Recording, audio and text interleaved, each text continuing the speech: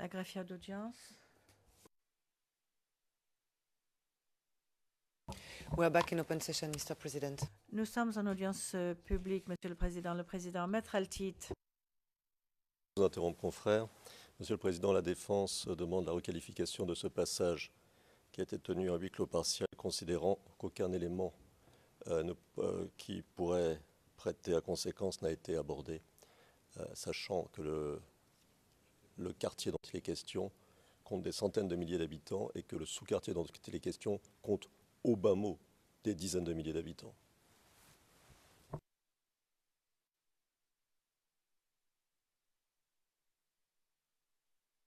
We support this request, Mr. President. Maître Knops, nous sommes d'accord avec cette demande. Le Président, merci. Nous allons prendre la décision en temps voulu. Évidemment, Yopougon n'est pas un lieu où l'on puisse facilement identifier une personne. Et en tout état de cause, il n'y a pas de mesure de protection. Donc, je vous demande de bien vouloir ne pas demander le passage à huis clos partiel sans qu'il y ait un réel besoin. Merci beaucoup. Veuillez poursuivre. Monsieur Lédy. Merci, Monsieur le Président. Monsieur le témoin, vous venez de parler du quartier Doucouré.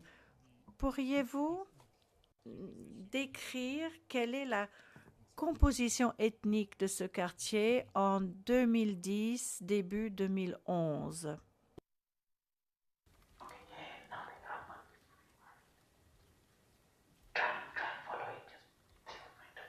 D'accord. D'accord. Il y a les Sarakoulé, le Haoussa, le Moussi.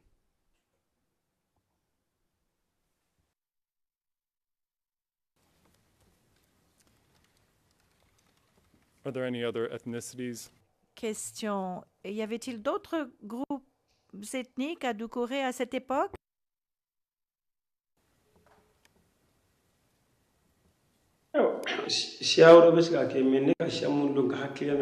Je pense que ce sont les groupes ethniques que je peux citer. Il y en a bien d'autres.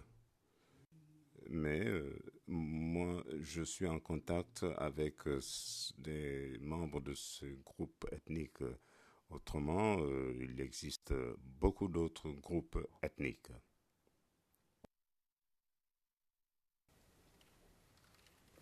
And you yourself are Diola. Question. Vous êtes vous-même Diola, n'est-ce pas?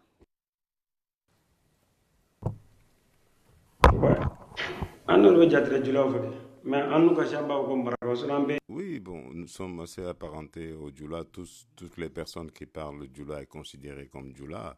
Cependant, moi, je suis Maka, c'est-à-dire Soniké. Mr. Shea, I can imagine your... Le Président, Maître Shea, je peux imaginer ce que vous allez dire. Maître Shea, oui, il n'est peut-être pas nécessaire de le dire. Le témoin m'a devancé en quelque sorte. Évidemment, j'aimerais mettre en garde mes collègues vis-à-vis des classifications en matière de groupes ethniques lorsqu'il y a des conflits concernant la manière de classer tel ou tel groupe.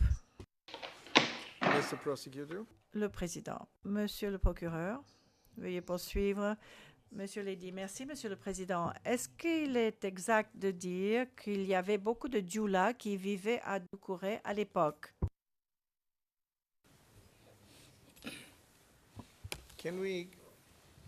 Can you please rephrase? I mean, this is... Le Président, pourriez-vous poser votre question différemment, reformuler? C'est une question tout à fait directrice et je pense aux commentaires de Maître Hocher il y a quelques instants. Maître Bougnon?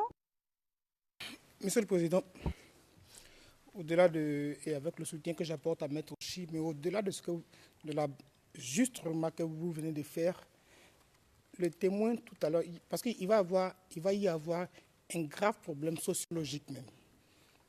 Voilà, parce que tout à l'heure, le témoin a dit on est apparenté. Le témoin est là, je n'ai pas envie de rentrer dans les détails, mais il faudrait qu'on fasse attention parce que le témoin a cité exactement les composantes du quartier. Il a cité exactement, et puis avec les vrais noms. Il dit le groupe Soninké, je veux dire, voilà. Et donc, si on ne sait pas de quoi on parle, au moins on répète ce que le témoin dit. Si on ne sait pas de quoi on parle, au moins on répète ce que le témoin dit. Comme ça, on sait où on va.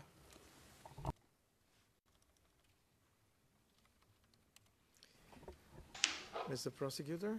Le président, monsieur le procureur, monsieur Lédy, je peux passer au sujet suivant. Le président, très bien. Question. Monsieur le témoin, je voudrais vous demander de réfléchir à la période 2010-2011. Est-ce que vous vous souvenez d'affiches ou de bannières à l'entrée de ce quartier à l'époque?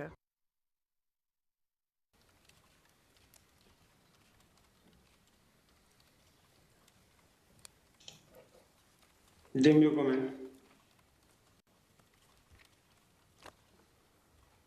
dites en quelle année? Et est-ce dans le quartier? Mr. Witness, Le président, monsieur le témoin, nous parlons de la période de la crise fin 2010, début 2011. C'est cette période-là dont nous parlons ici.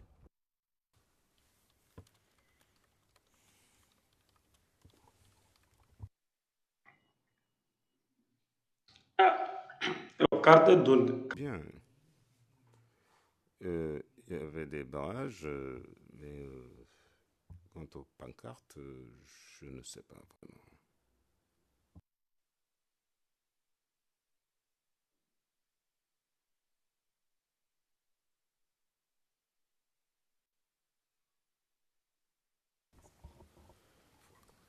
Your Honor, I'm mindful of the time.